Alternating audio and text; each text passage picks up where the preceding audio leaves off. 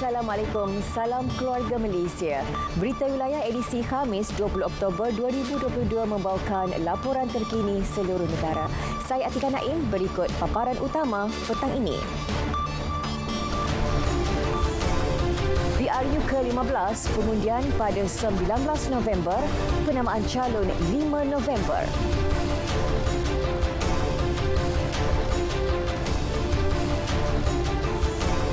Kecekapan kerajaan tadbir negara, Malaysia berjaya atasi pelbagai cabaran luar biasa.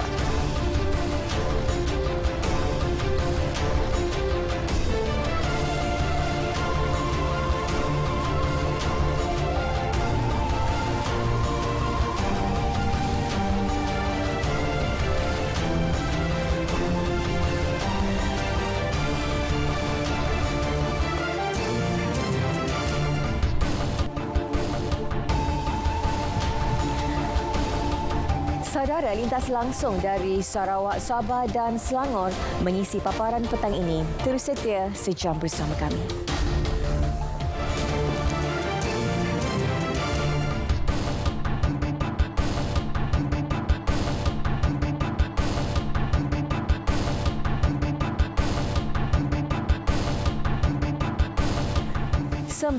November ditetapkan Hari Pengundian Pilihan Raya Umum ke-15 bagi kerusi Parlimen termasuk Dewan Undangan Negeri Pahang, Perlis dan Perak. 5 November pula Hari Penamaan Calon diikuti undi awal pada 15 November. Tarikh-tarikh penting ini diumumkan Pengerusi SPR Tan Sri Abdul Ghani Saleh. Turut diadakan serentak adalah Pilihan Raya Kecil Dun Bugaya Sabah.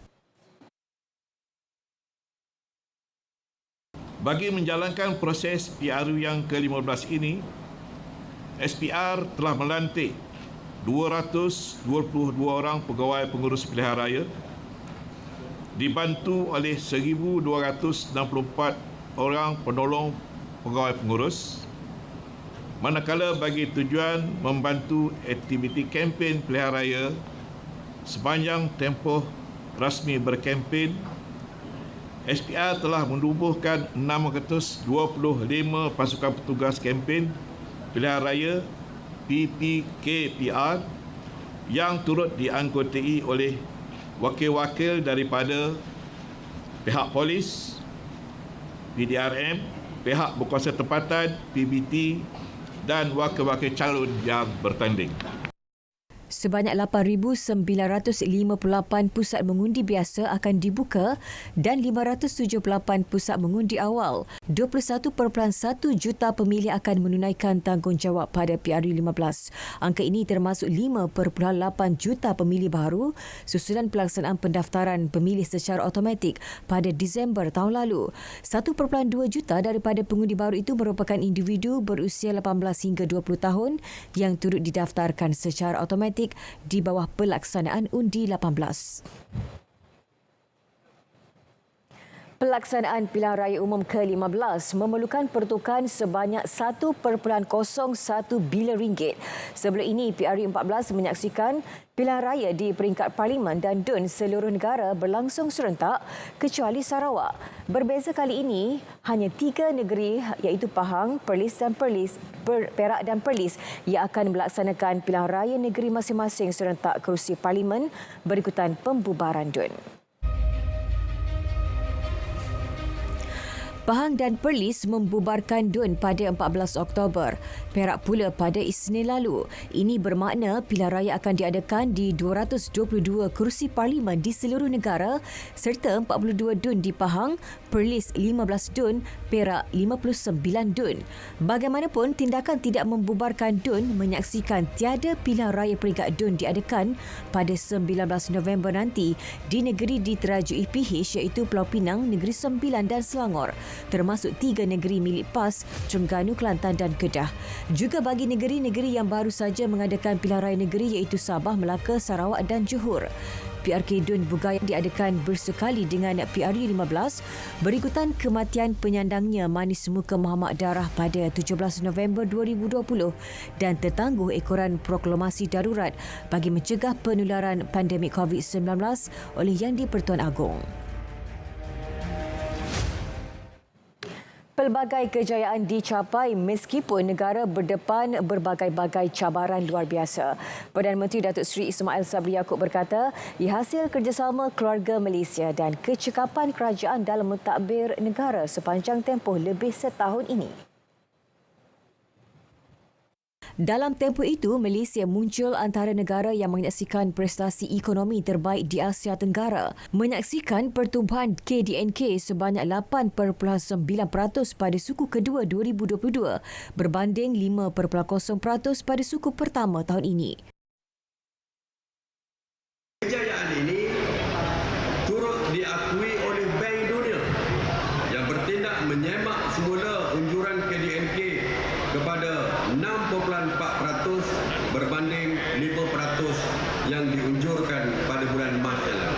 Alhamdulillah, Malaysia juga mencatat pencapaian terbaik apabila diiktiraf sebagai negara ke-18 paling aman di dunia daripada 163 buah negara dan kedua di Asia berdasarkan Indeks Keamanan Global 2022 yang menjadi ukuran utama kedamaian global di dunia.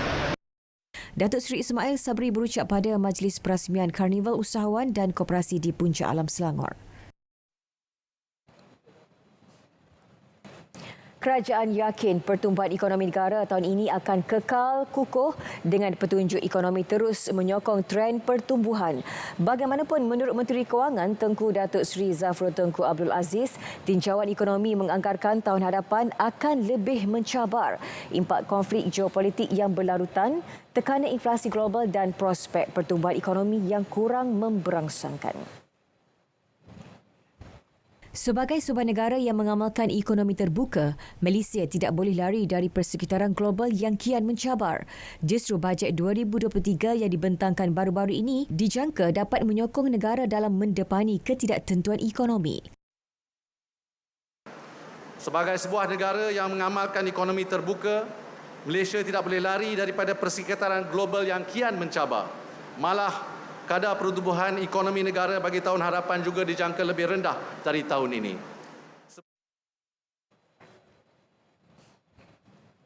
Jabatan Kesihatan Negeri Johor belum menerima sebarang aduan mengenai telur rosak dan dicemari virus dari Singapura. Bagaimanapun, pemeriksaan dan pemantauan kerap akan dibuat dengan kerjasama Jabatan Veterinar di semua reban ayam dan tempat pengeluaran telur di Johor. Esko Kesihatan dan Perpaduan Johor Ling Tian Sun berkata tujuannya memastikan pemilik mematuhi syarat keselamatan dan kesihatan makanan seperti yang ditetapkan. Pemeriksaan ke atas sampel makanan dan produk juga telah dibuat. Kami belum terima apa-apa laporan, tapi bagi pihak Malaysia khususnya di negeri Johor ini, dan jabatan kita telah mengambil langkah-langkah untuk buat pretension, untuk buat langkah-langkah jaga. Kita lebih kerap lagi untuk mengambil sampel yang lebih banyak lagi untuk buat pemeriksaan tersebut supaya produk tersebut memenuhi syarat keselamatan makanan dalam Malaysia. Beliau merasmikan kuaya perpaduan di Auditorium Permatasari RTM Johor. Telur tercemar dari Singapura tidak akan dipulangkan ke Malaysia untuk pasaran tempatan, sebaliknya terus dimusnahkan jika didapati mengandungi virus. Seorang remaja perempuan yang dipercayai membaling pisau dan tertusuk adiknya hingga maut di Ulu Pulau Iskandar Puteri direman 6 hari bermula hari ini. Perintah reman dikeluarkan Majistret Johor Bahru Nur Madiana Mahmat. Remaja 18 tahun itu ditahan semalam selepas polis menerima laporan berhubung kejadian itu pada pukul 2.15 petang. Ketua Polis Daerah Iskandar Puteri ACP Rahmat Arifin berkata, kejadian berlaku akibat pergaduhan berebut tempat duduk dalam kereta ketika pulang dari sekolah. Mangsa lelaki berusia 16 tahun disahkan meninggal dunia pada pukul 2.30 petang semalam. Dan ini pula di Mahkamah Majistret Petaling Jaya, dua beradik didakwa atas pertuduhan membunuh seorang anggota rela pada 9 Oktober lalu. Tiada pengakuan direkodkan kedua-dua tertuduh, R. Syugan Tirang dan R. Mahendran di hadapan Majistret Safran Rahim Hamzah. 5 Januari 2023 ditetapkan tarikh sebutan semula kes. Dalam kejadian pada 2 minggu lalu, mangsa dipercayai menegur suspek yang dalam keadaan mabuk di dalam lift di rumah pangsa di Damansara. Suspek kemudiannya mengejar mangsa sebelum mangsa mati dipukul menggunakan topi, keledar dan kayu.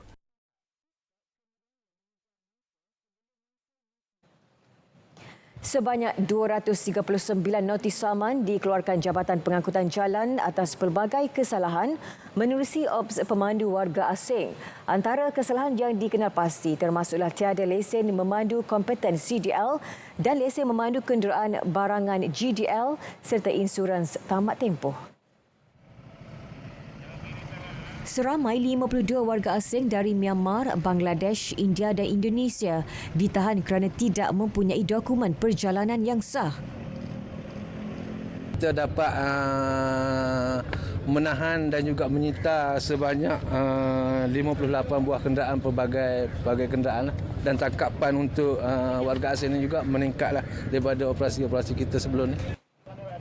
Operasi akan diteruskan dari semasa ke semasa untuk memastikan jalan raya bebas daripada pemandu warga asing yang tidak mempunyai lesen memandu serta menyalahgunakan kenderaan yang telah diubah suai untuk pelbagai aktiviti. 200 unit drone sedia untuk dihantar ke lokasi berisiko banjir di seluruh negara sebagai langkah awal menghadapi musim tengkujuh tidak lama lagi. Ini memandangkan teknologi drone mampu meringankan beban pasukan penyelamat ketika operasi bencana dan kecemasan seperti banjir. Menteri Sains, Teknologi dan Inovasi Datuk Seri Dr. Adham Baba berkata, berdasarkan pengalaman tahun lalu, teknologi drone taktikal membolehkan visual dari udara diperoleh. Ia bagi membantu agensi pengurusan banjir menilai situasi semasa di kawasan terjejas. Berdasarkan pengalaman yang diperolehi ketika membantu operasi pengurusan banjir pada hujung tahun lalu, Mosdi dan Meranti terus berusaha mencari kaedah terbaik pengendalian drone ketika berlaku bencana khususnya banjir. Drone berteknologi tinggi mampu menghantar bekalan asas seperti ubat-ubatan, makanan dan pengecas mudah alih ke kawasan yang sukar diakses. Beliau menyatakannya pada Majlis Pengumuman Persediaan Pasukan Tindakan Kecemasan Khas Drone di Madrid. Baiklah, seterusnya kita ikuti perkembangan cuaca semasa dalam negara bersama Pegawai Met Malaysia, Khairanatun Nisa Syamsuddin. Silakan. Assalamualaikum dan salam hormat. Baiklah, pencerapan terkini ribut tropika Nisat dilihat semakin melemah dan sudah berubah menjadi lekukan tropika. Oleh itu, Jabatan Meteorologi Malaysia telah mengemas kini amaran angin kencang dan juga laut bergelora. Kategori pertama melibatkan kawasan perairan Kondor, Reef North dan juga layang-layang dan ianya berkuat kuasa sehingga ke tengah malam nanti. Dan berikutan ketinggian ombak boleh mencecah sehingga ke 3.5 meter. Ianya masih lagi berbahaya bagi sebarang aktiviti bot-bot kecil, perikanan dan juga rekreasi laut. Baiklah, seterusnya kita beralih kepada paparan imej satelit bagi tinjauan cuaca yang terkini.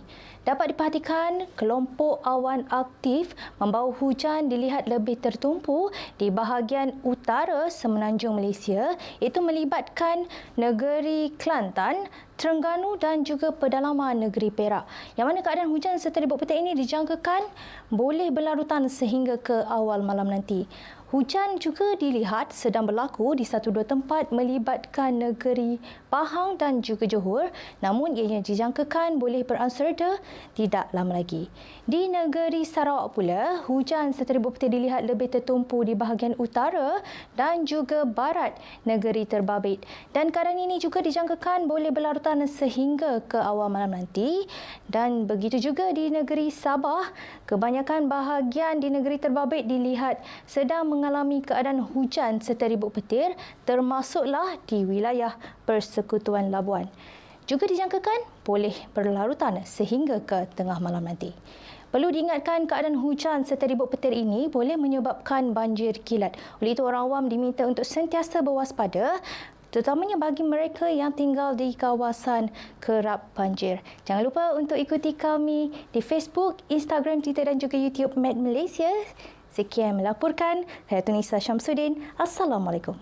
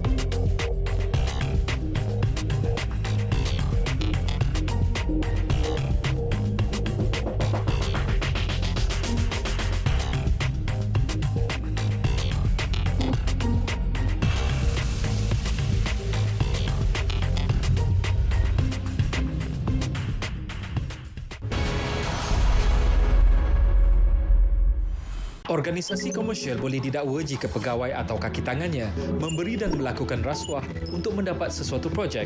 Malah pengurusan syarikat turut boleh didakwa di mahkamah atas kesalahan yang sama. Pesalah akan didakwa di bawah Seksyen 17A Akta SPRM 2009, kesalahan rasuah oleh organisasi komersial. Denda tidak kurang 10 kali nilai suapan atau RM1 juta mengikut mana yang lebih tinggi atau penjara tidak lebih 20 tahun atau kedua-duanya sekali.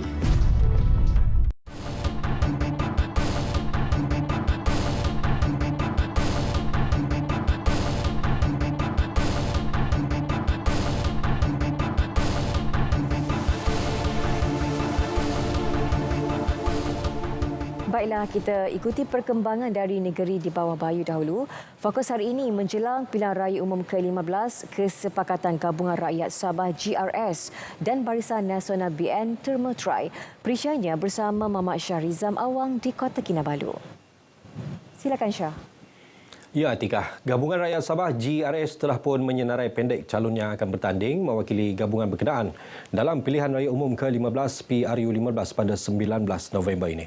Senarai calon tersebut dijangka akan diumumkan sebelum hari penamaan calon pada 5 November. Pengerusi GRS Datuk Seri Panglima Haji Zinor berkata pihaknya yakin calon yang akan diketengahkan nanti adalah calon yang boleh menang, diterima rakyat dan mampu memberi khidmat terbaik kepada rakyat dan negeri. Jelas Datuk Haji J, GRS Barisan Nasional BN Sabah juga telah membincangkan mengenai persefahaman dan perjanjian mengenai agihan calon yang akan bertanding di 25 parlimen di negeri ini. Persefahaman, kita tidak boleh bertanding di antara satu sama lain. Itu persefahaman kita. Di mana calon GRS bertanding, Barisan Nasional kena sokong. Dan di mana calon Barisan Nasional tanding, GRS kena sokong. Itu prinsip kerjasama. Saya harap tidak perlulah berlawan-lawan ini. Janganlah pasang calon ni macam-macam. Beliau berkata demikian semasa ditemui media di Kota Kinabalu. Datuk Haji J turut memaklumkan bahawa pihaknya juga telah bersedia menghadapi pilihan raya kecil PRK Dewan Undangan Negeri Dun Bugaya yang diadakan serentak dengan tarikh PRU15. Mengulas mengenai status pembantu menteri di Jabatan Ketua Menteri Datuk Wetram Bahanda pula, Datuk Haji J menjelaskan bahawa beliau masih menunggu laporan rasmi sebelum membuat sebarang keputusan. Kerajaan negeri meluluskan geran tahunan berjumlah RM6 juta kepada Yayasan Sabah College of Technology YSCT sebagai tambahan pembiayaan sedia ada bagi kos operasi kolej berkenaan. Daripada jumlah itu, YSCT akan menerima geran RM500,000 sebulan bagi melancarkan lagi operasi kolej. Kita harap prestasi kolej ini akan meningkat dan juga membolehkan pihak pengurusan kolej dapat mengadakan program yang lebih baik lagi di masa akan datang. Ini termasuk dalam hala 7 Sabah Maju Jaya untuk memastikan bahawa pembangunan modal insan ataupun pendidikan ini dapat dipertingkatkan lagi. Kami bertekad untuk menjadikan sumbangan kerajaan negeri dan sokongan Yang Amat Berhormat Ketua Menteri ini sebagai azimat untuk kami menjadikan kolej kami ini cemerlang, lebih cemerlang daripada tahap yang ada. Saya pun sangat tidak sangka saya dapat ini anugerah pada hari ini. Sebelum kita melakukan sesuatu, kita dahulukan Tuhan dalam kehidupan kita. Dan yang kedua, kita rajin bertanya. Bila kita rajin bertanya, kita tahu apa yang akan kita lakukan selepas itu. Dan jangan pernah putus asa. Alhamdulillah, syukur kepada Allah SWT. Tips saya belajar, yang pertama sekali adalah saya yakin, sebenarnya yakin bahawa kejayaan itu daripada Allah SWT. Jadi dengan cara dia adalah kita dapatkan rahmat Allah SWT. Mereka berkata demikian dalam sidang media selepas Majlis Convocation YSCT ke-25 di Pusat Konvensyen Antarabangsa Sabah SICC di Kota Kinabalu. Datuk Haji Ji, yang juga pengurusi Lembaga Pemegang Amanah Yayasan Sabah berkata, kerajaan negeri juga menyediakan beasiswa khas tahunan kepada 100 pelajar YSCT selain meluluskan RM500,000 untuk menaik taraf teknologi maklumat dan komunikasi di kolej berkenaan. Bantuan sekali beri RM500 juga akan diberi sebagai insentif kepada semua pegawai dan kaki tangan YSCT yang akan dibayar pada Disember tahun ini. Seramai 100 kanak-kanak daripada 9 institusi telah diraikan dalam majlis jamuan teh sempena sambutan Hari Jadi Rasmi ke-69 yang di Pertuan Negeri Sabah di Istana Seri Kinabalu. Antara institusi yang terlibat adalah Taman Didikan Kanak-kanak Kurang Upaya Sembulan, Pertubuhan Pemulihan Dalam Komuniti Tanjung Aru, Rumah Anak Yatim dan Asnaf As-Sakinah dan Persatuan Orang-Orang Pekak Sabah. Kita kali pertama kita kolaborasi dengan Puspanita, kita kolaborasi dengan Jabatan Pendidikan dan kedua-dua agensi ini memang banyak tolong kita untuk menjayakan ini. Antaranya Puspanita, mereka berbesar hati untuk membantu menyediakan goodies yang bukan sembarangan lah. Berbagai goodies itu pun memang mahal dan didapatkan daripada Kuala Lumpur. Nah, dia tiada di pasaran Sabah lah sebenarnya tu. And then yang Jabatan Pendidikan pula, mereka membagi kita performers, dancers and singers yang memang ada title yang menang di peringkat negeri. Berpeluang menyaksikan 8 persembahan tarian tradisi dan nyanyian daripada kanak-kanak Sekolah Kebangsaan Jambongan Beluran, Sekolah Kebangsaan St. James, Kota Kinabalu serta nyanyian khas pelajar daripada Sipitang. Tun Juhar turut menyampaikan bantuan keuangan kepada 9 institusi tersebut. Turut berlangsung upacara pembutangan kek Hari Jadi Rasmi ke-69 serta pembahagian buah tangan kepada kanak-kanak. Daerah Penampang telah mengaktifkan jawatan kuasa bencana sebagai persediaan menghadapi sebarang kemungkinan berikutan jangkaan berlakunya monsun timur laut antara bulan ini hingga awal tahun depan. Antara usaha dibuat adalah menyediakan kenderaan dan peralatan pengangkutan menyelamat seperti bot.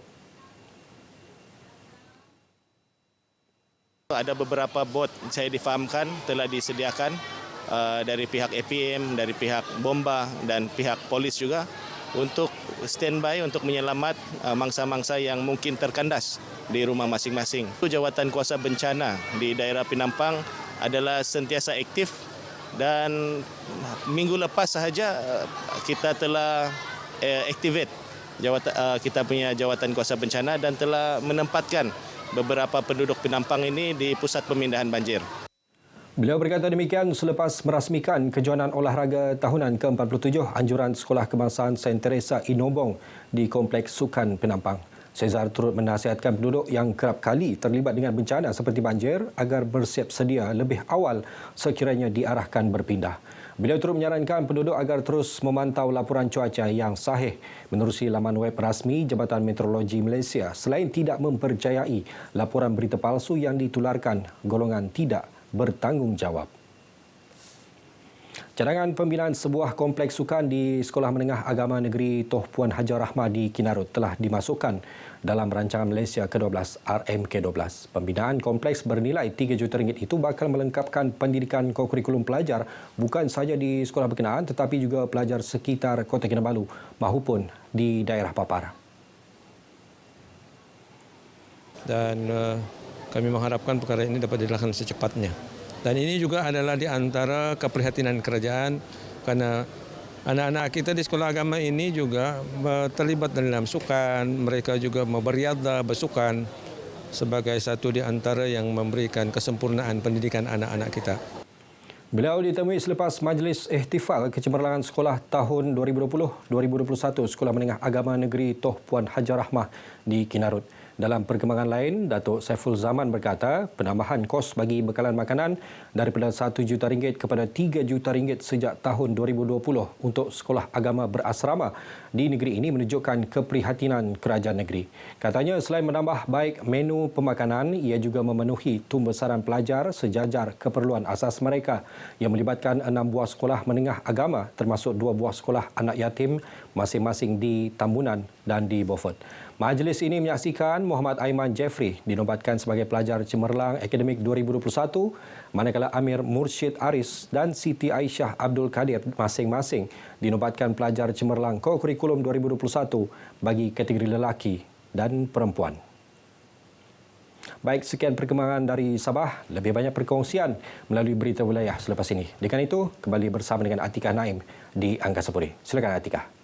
Baik, terima kasih Syah untuk perkembangan dari Sabah hari ini.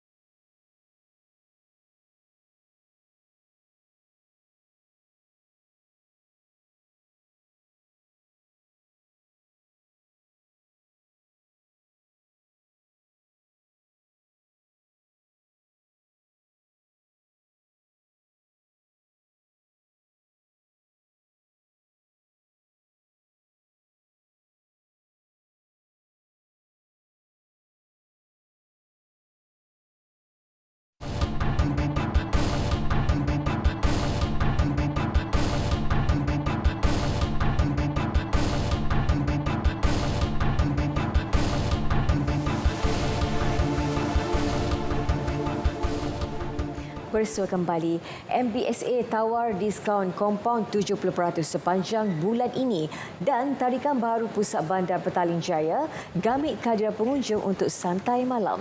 Perinciannya bersama Samsia Samsi. Ya, Atika. Majlis Bandaraya Shah Alam MBSA menawarkan insentif diskaun kompaun sebanyak 70% sepanjang Oktober sempena ulang tahun ke-22 Bandaraya Shah Alam. Ketua Bahagian Korporat dan Perhubungan Awam MBSA, Syahrin Ahmad berkata, turut ditawarkan pengurangan kompaun letak kenderaan sebanyak RM10 sejak awal bulan ini. Inisiatif tersebut membantu dan menggalakkan orang kena kompaun menyelesaikan tunggakan kompaun sebelum tindakan tegas dikenakan terhadap mereka. Selain sebagai tanda penghargaan kepada pemegang taruh, terutama penduduk Shah Alam. Saya mohon kepada semua untuk datang ke MBSA ini untuk melunaskan kampung-kampung yang tertunggak melalui secara online pun boleh, dan datang di pejabat-pejabat cawangan MBSA di kawasan, kita ada 3 pejabat cawangan di Sungai Buloh, di Setia Alam dan juga di Kota Kemuning. Sempena ulang tahun turut diadakan program menanam pokok di Elmina, Kejohanan Kerem Terbuka Datuk Bandar Shah Alam 2022, Kejohanan Memanah Terbuka Shah Alam, Pasar Bunga Shah Alam dan pertandingan memancing Shah Alam. Pusat Bandar Petaling Jaya meriah pada waktu malam dengan pelbagai aktiviti menarik untuk seisi keluarga. Dikenali Kota Seni Petaling Jaya. Ia dibangunkan semula Majlis Bandaraya Petaling Jaya bagi merancakkan ekonomi setempat. Ini memberi pilihan kepada warga PJ untuk bersantai di sini selepas seharian penat bekerja. Segala aktiviti sini bermula dari sini. Dan tapak dia, inilah tempat ni yang kita berada sekarang, membawa kepada laman MBPJ kita, bangunan PJ Smart Center kita, Dewan Civic, dan kemudian kita pergi kepada Tasik Jaya. Di situ ada muzium kita, dan di padang kita panggil dataran Petaling Jaya depan MCOP tu. So ini area yang kita panggil sebagai Kota Seni Petaling Jaya. Bermula dengan pelbagai aktiviti berkaitan seni seperti muzik dan lukisan mural, ia menjadi pembangkit untuk aktiviti lain seperti perniagaan kepelbagaian makanan. Sambil makan, sambil berhibur, mendengar alunan muzik jalanan. Tidak ketinggalan aktiviti riadah seperti berbasikal dan jogging boleh dilakukan dengan selamat.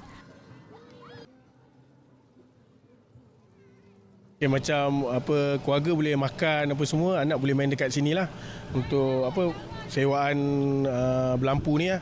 Lepas tu kanak-kanak boleh mandi air pancut apa semualah. Lepas tu macam apa sesuai lah untuk riadah petang-petang.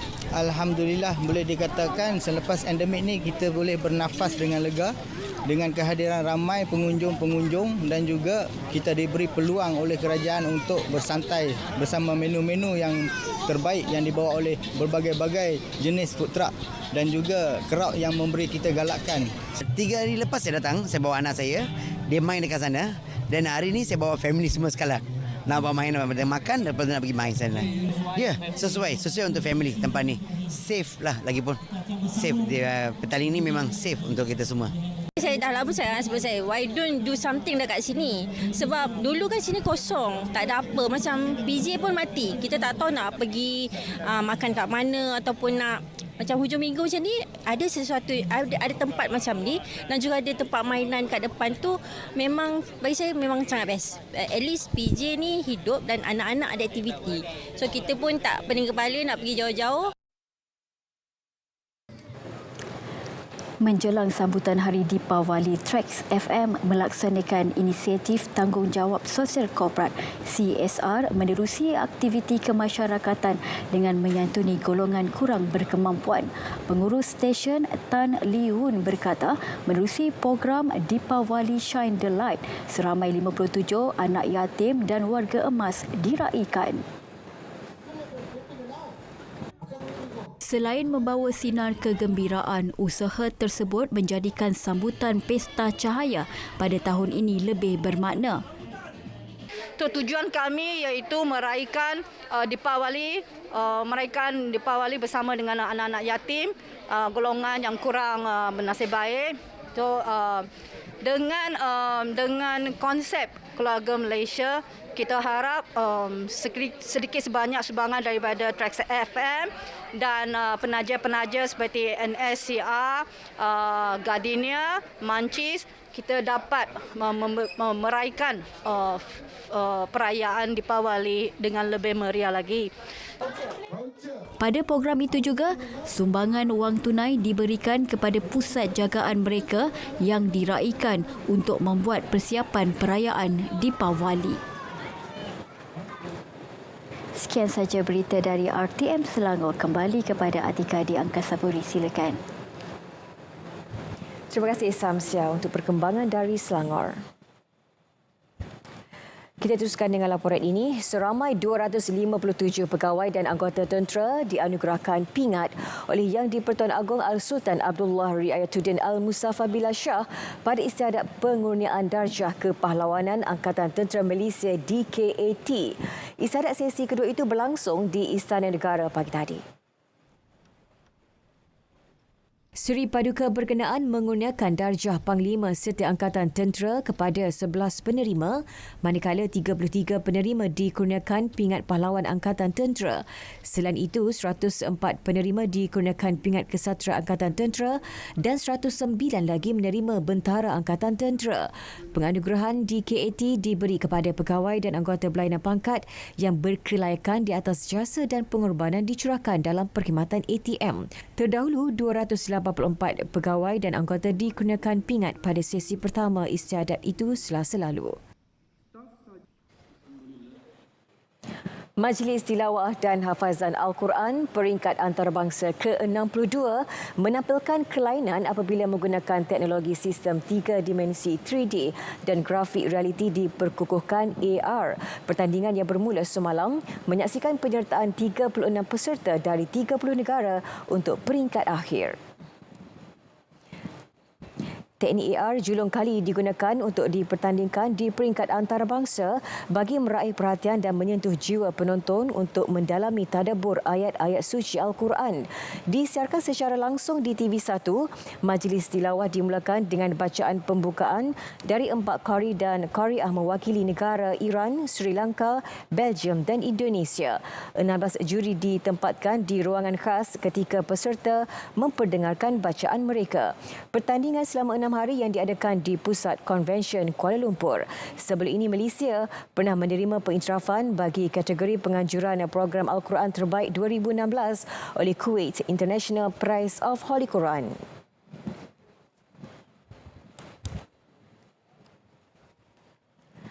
Perkembangan sukan permotoran MotoGP. Pendahulu kejohanan dunia MotoGP Francesco Bagnaia dari Ducati dan rakan sepasukannya Jack Miller menyertai acara flag off bersama kelab Ducati Malaysia di Petaling Jaya pagi tadi.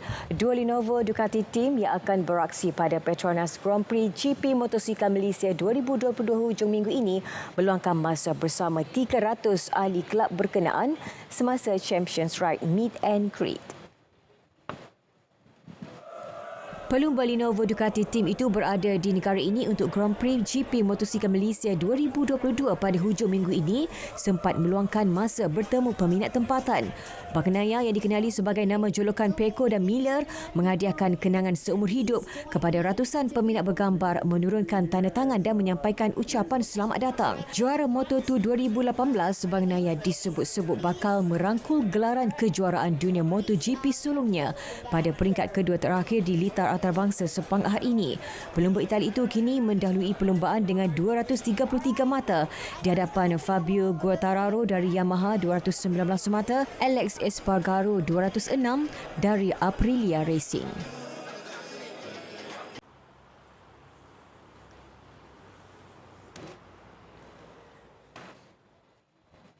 Pemberian geran secara sekali bayar sebanyak RM1,000 kepada semua syarikat, perusahaan mikro, kecil dan sederhana PMKS berdaftar akan diteruskan sekiranya Kerajaan Keluarga Malaysia mendapat semula mandat pada PRU 15. Perdana Menteri Datuk Seri Ismail Sabri Yaakob menyatakan komitmen itu dengan pertukaran keseluruhan sebanyak RM1 bilion.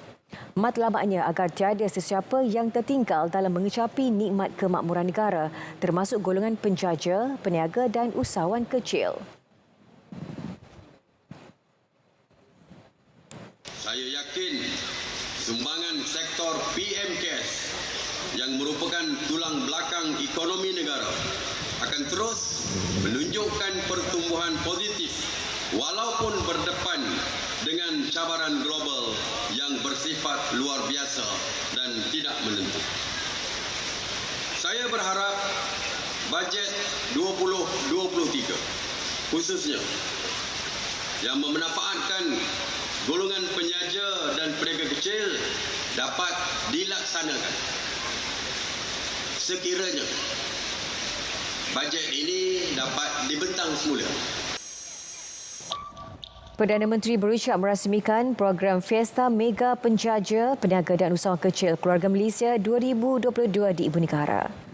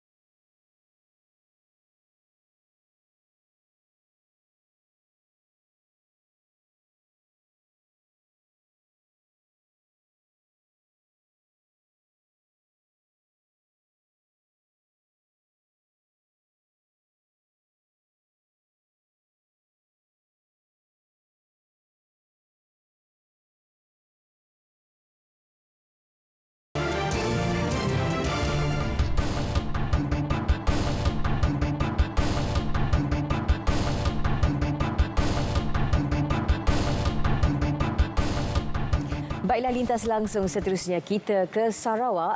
Antara fokus dari bumi ke nyalang, gabungan Parti Sarawak sambut baik pemilihan hari Sabtu sebagai hari mengundi. Perincangnya bersama Buma Wiyin di sana. Buma, silakan. Ya, terima kasih Atika. Sebelum itu kita ke perkembangan ini. Petroleum Sarawak berhad Petros bakal mewujudkan 4 hub gas masing-masing satu di Miri, Samalaju, Bintulu dan Kuching. Premier Sarawak Datuk Patinggi Tan Sri Abang Johari Tun Openg berkata, pelan jangka panjang ini adalah bagi memberikan bekalan gas dan tenaga bersih yang mencukupi kepada seluruh penduduk ke arah memacu pertumbuhan ekonomi negeri menjelang tahun 2030. Datuk Patinggi Tan Sri Abang Johari berucap pada majlis makan malam sambutan ulang tahun ke-5 Petros di Kuching malam tadi menjelaskan bagi keempat-empat projek itu dianggarkan menelan kos pelaburan sekitar 6 bilion ringgit.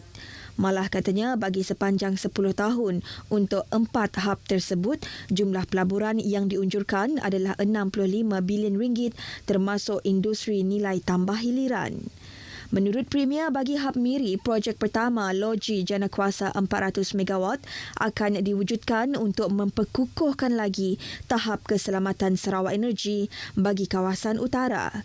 Manakala bagi Hub Samalaju pula, Petros akan memasang saluran paip gas dan bersama-sama Sarawak Energi Berhad membina loji janakuasa terutama untuk melengkapkan Samalaju sebagai zon industri berat. Katanya lagi, Sarawak harus memanfaatkan potensi kekayaan sumber semula jadi yang sedia ada dengan lebih agresif dan bertanggungjawab.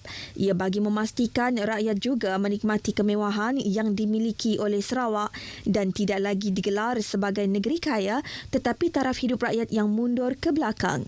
Premier Sarawak berkata sejak beliau memimpin Sarawak pada tahun 2017, syarikat minyak dan gas itu adalah entiti pertama yang ditubuhkan untuk memenuhi aspirasi rakyat Sarawak agar rakyat dapat menikmati kekayaan sumber aslinya, terutama melibatkan minyak dan gas.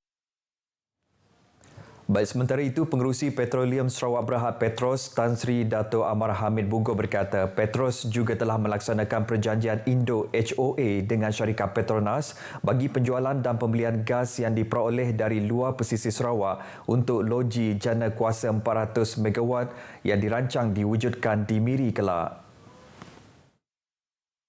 Ujarnya ini juga merupakan usaha niaga bagi Petros yang akan datang dengan Sarawak Energi Berhad sebagai rakan kongsi dan pelanggan. Tan Sri Dato' Amar Hamid berucap demikian pada majlis makan malam sambutan ulang tahun ke-5 Petros di Kuching.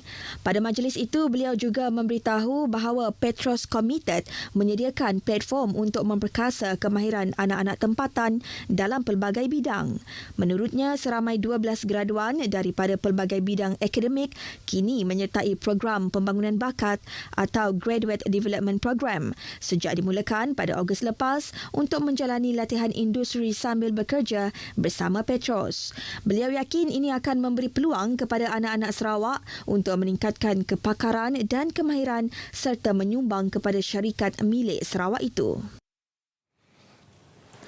Saudara, tempoh 14 hari bermula 5 November depan adalah memadai untuk semua parti yang akan bertanding dalam pilihan raya umum ke-15 PRU 15 berkempen dan menyebarkan maklumat kepada pengundi. Ketua Whip Gabungan Parti Sarawak GPS Datuk Seri Fadilah Yusof dalam satu kenyataan media memaklumkan dengan pemilihan hari Sabtu sebagai hari mengundi adalah diharapkan peratusan pemilih berdaftar yang keluar mengundi akan lebih ramai. Ini kerana ujar beliau pada hari Sabtu, majoriti rakyat mempunyai lebih kelapangan untuk keluar mengundi dengan selesa. Beliau juga percaya kesemua parti yang akan bertanding telah bersiap sedia dan sudah turun ke akar umbi dari awal lagi, memandangkan pilihan raya kali ini memang sudah dijangka akan diadakan pada bila-bila masa sahaja. Sementara itu, Setiausaha Agung GPS Datuk Seri Alexander Nantalinggi berkata, tempoh yang ditetapkan bersesuaian dengan keluasan negeri Sarawak dan juga Sabah. Ujar Datuk Seri Alexander lagi, tempoh 14 hari itu juga memberi lebih banyak masa, peluang dan ruang terutamanya kepada pengundi untuk pulang menunaikan tanggungjawab mereka. Ditanya mengenai persediaan GPS, beliau berkata parti itu sememangnya sentiasa siap sedia sejak selesainya pilihan raya negeri Dewan Undangan Negeri Sarawak yang lepas. Memang sepanjang masa selepas pilihan raya negeri yang lalu, wakil-wakil rakyat GPS sentiasa di lapangan, adun membantu ahli parlimen juga selalunya di lapangan. Tapi kita bersedia, GPS bersedia dan seharusnya sesiapa bertanding patutnya bersedialah untuk membantu pengundi untuk kita mengelakkan kejadian yang tidak diingini. Ujar beliau lagi, GPS juga telah bersiap sedia daripada segi logistik dan keperluan lain yang diperlukan bagi berdepan musim tengkujuh sekiranya berlaku semasa tempoh PRU dilaksanakan. Datuk Seri Alexander berkata demikian ketika diminta mengulas mengenai sidang media pengumuman PRU ke-15 oleh Suruhanjaya Pilihan Raya SPR hari ini. Pengiktirafan dan pemberian surat hak milik tanah Hak Adat Bumiputera NCR bukti kerajaan negeri sentiasa berusaha dan mengkaji kaedah bagi mempercepatkan proses penyukatan pengukuran tanah NCR.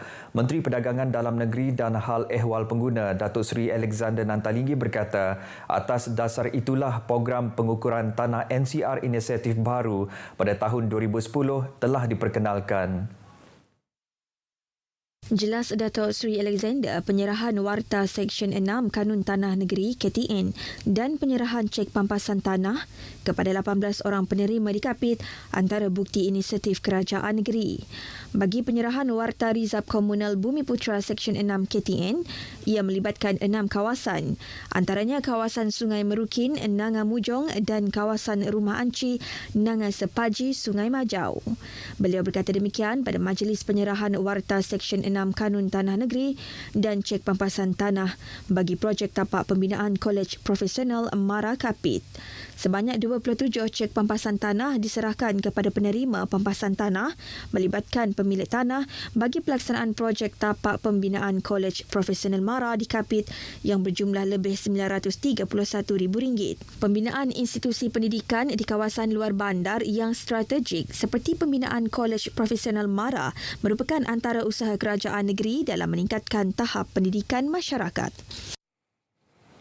Seramai 176 pegawai penguatkuasa dan 101 pegawai pemantau harga Kementerian Perdagangan Dalam Negeri dan Hal Ehwal Pengguna Negeri KPDNAGP Sarawak akan melaksanakan pemantauan dan pemeriksaan di pasar awam dan pasar raya bagi skim harga maksimum musim perayaan SHMMP Deepavali 2022. Ketua Pegawai Penguatkuasa Negeri Pejabat KPDNAGP Sarawak, Peter J. Benius Agang memberitahu ini bagi memastikan keluarga Malaysia tidak dibebankan dengan peningkatan kos sara hidup. SHMMP Deepavali 2022 ini katanya akan berkuat kuasa selama 7 hari, meliputi 4 hari sebelum perayaan, sehari semasa perayaan dan 2 hari selepas perayaan dari 20 hingga 26 Oktober. Penguatkuasaan melibatkan 8 jenis barangan harga yang telah diwartakan di bawah Akta Kawalan Harga dan Anti Pencetutan 2011. Antaranya daging kambing biri-biri import bertulang, tomato, cili merah, bawang merah kecil dan bawang merah besar import. Jelasnya penentuan harga barangan dibuat melalui perbincangan dengan agensi kerajaan, pengeluar, pemborong dan pasaraya serta peruncit dengan mengambil kira harga pasaran semasa serta faktor perubahan harga khususnya melibatkan barangan import yang dipengaruhi perubahan kadar tukaran mata wang serta lain-lain kos yang terlibat. Ia termasuk penentuan harga maksimum ayam dan telur ayam sejak 12 Oktober lalu dan masih berkuat kuasa sehingga kini bagi menstabilkan harga ayam dan telur ayam serta keberadaan bekalan di pasaran. Beliau berkata demikian dalam sidang media selepas mengadakan walkabout di sebuah pasaraya di Kuching. Dalam pada itu, beliau mengingatkan mana-mana peniaga yang didapati melakukan pelanggaran akan diambil tindakan tegas di bawah Akta Kawalan Harga dan Anti Pencetutan 2011. Baik saudara, sekian berita dari Sarawak. Kita kembali bersama Atikah di Angkasa Puri. Atikah, silakan. Baik, terima kasih Ibu Ma untuk perkembangan dari Sarawak.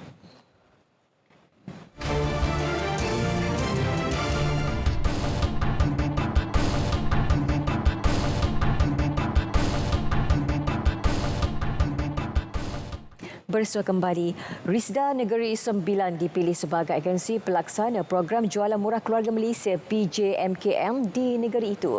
Ia bagi peringkat Kementerian Pembangunan Luar Bandar dengan pertukan RM4.5 juta. Pengurusi Risda, Datuk Seri Muhammad Salim Sharif berkata, program merangkumi kawasan 36 Dewan Undangan Negeri DUN. Setakat ini, 31 DUN telah melaksanakan PJMKM yang bermula 20 Ogos hingga 31 Disember depan. Program ini di Negeri Sembilan, kita telah pun mengadakan sebanyak 36 DUN. Total 36 DUN yang ada, kita dah laksanakan 32 DUN untuk program jualan murah keluarga Malaysia yang melibatkan peruntukan sebanyak RM4.5 juta. Dan ada 3 jenis barangan yang kita jual. Ini semua barangan berdasarkan kepada keperluan rakyat, barang harian. Melalui program tersebut, 13 jenis barangan keperluan harian diberi potongan harga seperti ayam, ikan, daging, telur ayam grade B dan C, beras, gula, tepung gandum dan minyak masak. Bila ditemui pada PJMKM di Pasar Tani Keluarga Malaysia Palong, seramai 200 orang asnaf pekebun kecil Palong menerima sumbangan kotak makanan bernilai RM100 daripada Risda. Peluang rasai suasana sebenar dalam sel dan bilik akhir sebelum banduan dihukum gantung di penjara.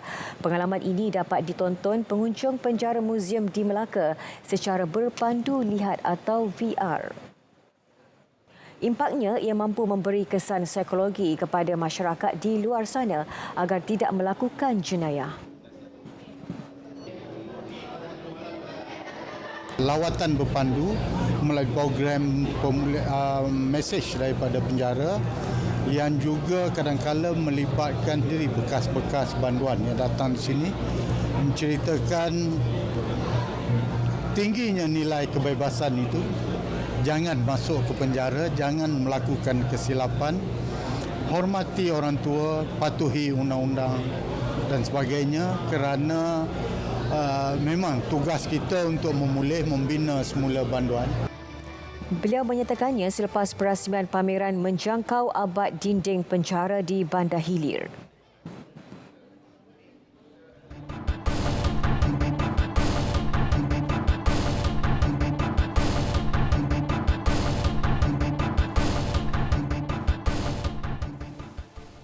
Seramai 681 usahawan dilahirkan menerusi program pembangunan usahawan Lembaga Kemajuan Pertahanan Muda MADA Wilayah 1 Kangar setakat ini. Hasilnya, usahawan terbabit berjaya mencapai nilai jualan tahunan lebih RM17 juta dengan memasarkan pelbagai produk industri makanan di dalam dan luar negara. Ketua Cawangan Pembangunan Peladang dan Usahawan MADA Wilayah 1 Kangar, Muhammad Farhan Aziri Syamsuddin berkata, MADA komited membantu usahawan terlibat menerusi pemberian pelbagai geran, termasuk geran agropreneur muda kepada usahawan di bawah 40 tahun dan geran pemadaman change upgrade produk.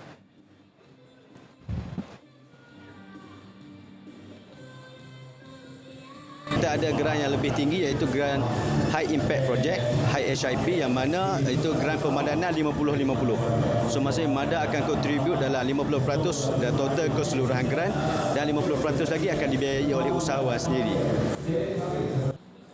Beliau ditemui pada Karnival Jualan Usahawan Bimbingan Lembaga Kemajuan Pertanian Muda di Pusat Transformasi Bandar UTC Kangar. 15 usahawan pelbagai produk industri asas tani dan pemasar terlibat dalam karnival yang akan berakhir esok. MADA banyak membantulah. Kalau mereka tak bantu tu teruk sikitlah. Masana okey? Okey, masana okey. Macam kalau macam lo ni dah orang kenal dah kan. Dah orang kenal dah banyak orang pergi ambil di rumah. Barang-barang tu macam buat pergi borong lah. Memang banyaklah bermula dapat peluang untuk dapat geran untuk peralatan sebanyak RM15,000 untuk top up di dalam untuk tambahkan production kita. Lepas tu agensi tambah pula sekarang ni dengan geran untuk penambahbaikan bengkel sebanyak RM40,000. Seorang lelaki didenda RM4,000 selepas mengaku bersalah atas tuduhan menyembelih babi di lokasi tidak dibenarkan. Tertuduh Yap Wan Yong membuat pengakuan di hadapan Magistrate Savinder Singh di Mahkamah Magistrate Seberang Perai. Kesalahan dilakukan 28 Ogos lalu di sebuah premis di Kampung Baru of Jalan Ong Yi Hau, Butterworth. Didapati menjalankan aktiviti penyembelihan babi bukan di rumah penyembelihan yang diluluskan atau dilesenkan Jabatan Perkhidmatan Veterinar Pulau Pinang. Tindakan itu melanggar pertukan di bawah kaedah 5/1 iaitu kaedah binatang Kawalan Penyembelihan 2009 Akta Binatang 1953. Sabit kesalahan boleh didenda tidak melebihi RM10,000. Tertuduh bagaimanapun membayar denda tersebut.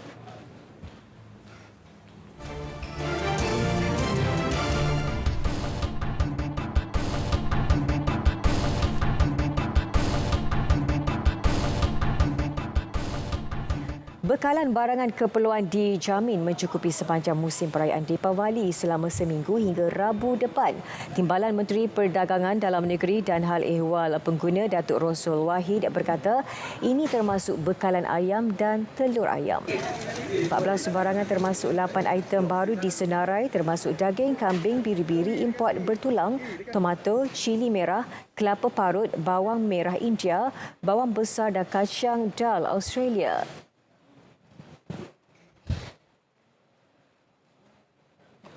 Setakat ini bekalan dijamin mencukupi walaupun kita akui kita terima aduan yang mengatakan ada kekurangan di Kota Baru, di Kuala Terengganu dan juga di Hulu Terengganu, tapi bila kita refer kepada MAFI yang mengatakan bahawa jangan risau, dan hari ini saya bercakap dengan pengurus diri yang mengatakan bahawa ada sedikit problem panik berlaku menyebabkan bekalannya agak terganggu. Jadi apa yang kita harap jaminan yang diberi oleh MAFI tersebut akan dapat direalisasikan dalam masa sama ada tempoh kawalan ini ataupun selepas tempoh kawalan ini. Beliau ditemui selepas pelancaran skim harga musim perayaan HSMMP Deepavali di Kuala Berang, Hulu Terengganu.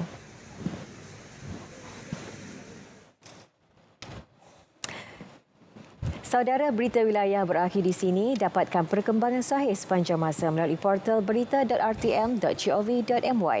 Assalamualaikum dan salam keluarga Malaysia. Saya Atika Naim. Jumpa lagi.